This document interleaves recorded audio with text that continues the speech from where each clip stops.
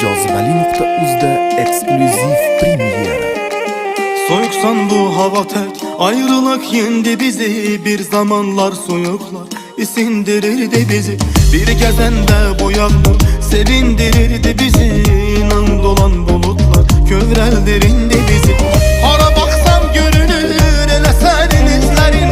Beni sensiz üşüdür küleyi bu şehrin. Yine serin serin, hatiren şirin şirin. Kövreldir yüreğimi, yanımda görünür yerin. Bu yağmur hazin hazin, yağdıkça derdim derim. Belki ben kövrelende dolu seninle gözler.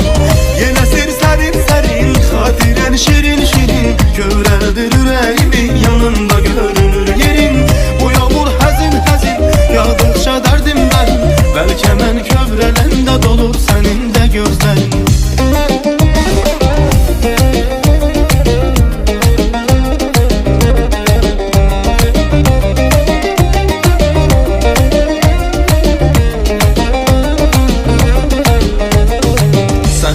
Yazıma birinci yağış, sen benim kışıma sonuncu kardır. Sen benim yazıma birinci yağış, sen benim kışıma sonuncu kardır.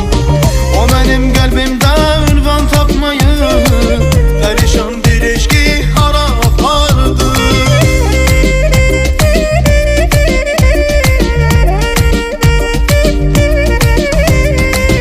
O benim kalbimde ünvan tapmayı, perişan bir eşki harap ardın.